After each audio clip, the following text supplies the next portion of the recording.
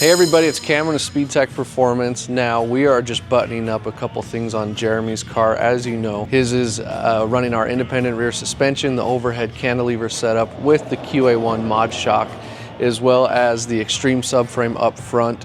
This off season he installed a 6-liter LS with a couple little twin turbos. So that's a lot more power than what he was running in the small block. We're getting ready to take this on our road trip tomorrow, but we've got something else. Let's go check it out. As you guys know, Project Red Z is something that's been a staple of the Speedtech family for years and years. It's now running our independent rear as well. It's a beautiful art piece, the way this was put together. And with this independent rear, we're running the QA1 Mod Shocks. We're just buttoning up this project, so we will see you bright, probably dark and early in the morning, as we're gonna be leaving around 5 a.m. So let's get this project done. It is just after 5. I don't even have a watch, but I just know that. And we are taking off for GoodGuys in Pleasanton, California. So local time there, it's 4 o'clock. Join us for this road trip.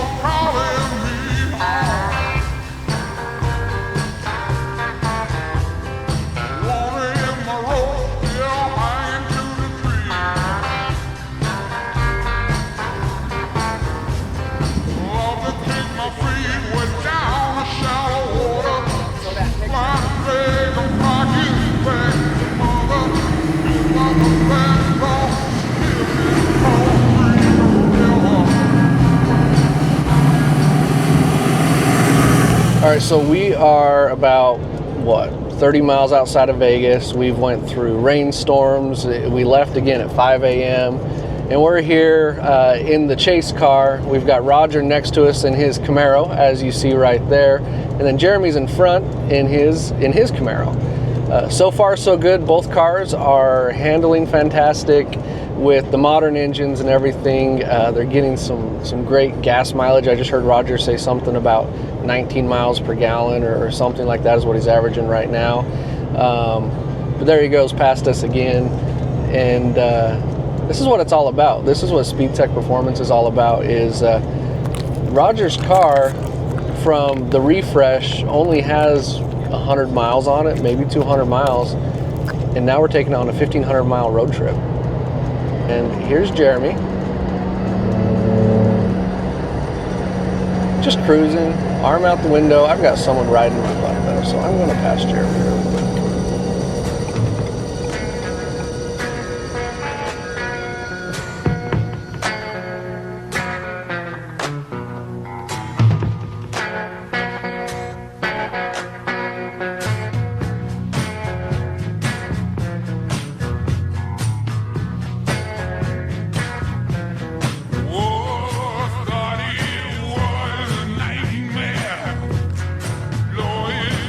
So true.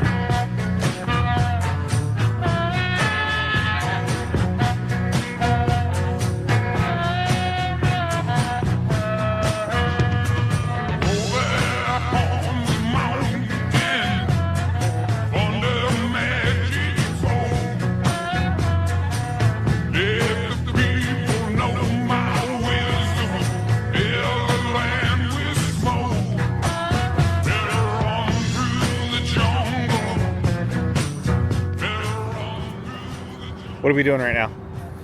We're getting Raising Cane's, baby.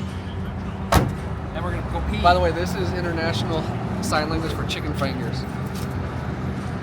That door's locked.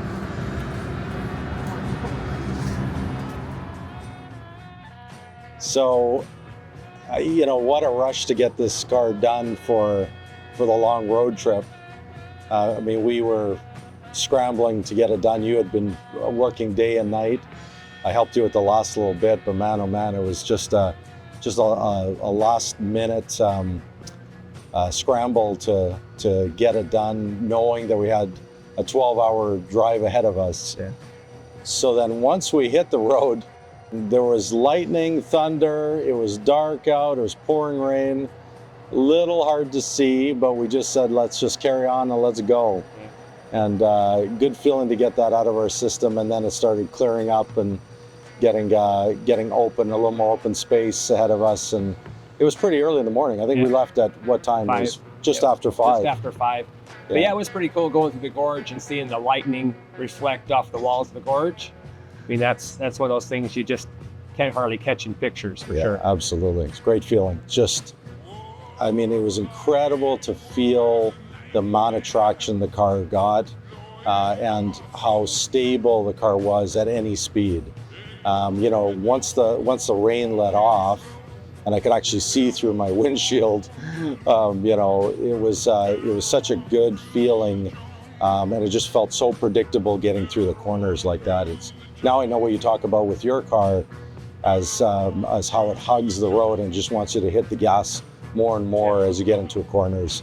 Really, really great feel. Yeah, that's maybe the only drawback to the suspension is it's hard not to go too fast because it inspires you. It inspires confidence behind the wheel and the feeling in the seat and going around a corner. You know, it doesn't give you that uneasy, wiggly, like iffy feeling. It's all confidence. Yeah. You know, saying go for it. Well, I know you've made road trips in your car before. You've been to Scottsdale a couple times? 3 times. 3 times, and then you've been to Pleasanton once? Once. So that's quite a few hours in yours. Yes. But my car, I've been to Vegas. Right. I've been a 2-hour trip. You know, I had to be fair, I had the small block that was, you know, 4,000 RPM going down the road, so it wasn't super fun. You know, but for me it was awesome because I've never been on a road trip in a muscle car with other muscle cars type thing, to the point where you look in the rearview mirror and you're all just going through traffic together, and yeah, the ride, you know, I kind of anticipated, you know, that long of a drive, you know, being difficult to get out of the car, but I didn't have any of that. It was like you were just ready to drive more even when you were there. Yeah, amazing. From back in 1985, you know, from when I bought the car originally when I was 16, and the transition to it now, you know, you're still in an old muscle car, but you've got all those creature comforts of a new car. Yeah, there was definitely lots of thumbs up on the way by, and a few people with their windows down, with their cameras watching you go by, hanging out the window as you go by, and at the gas stations. Gas stations, everybody be like, oh, I had one like that, or wish I still had mine. I've heard that a few times.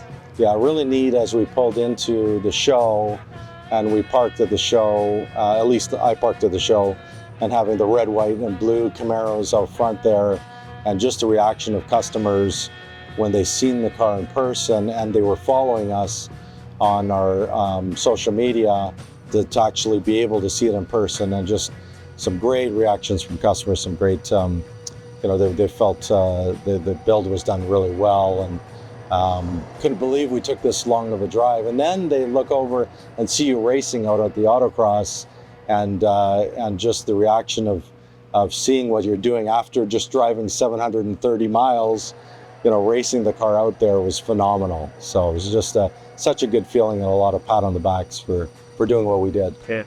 Yeah, and it wasn't hard. I put a street alignment in it, and I drove it there.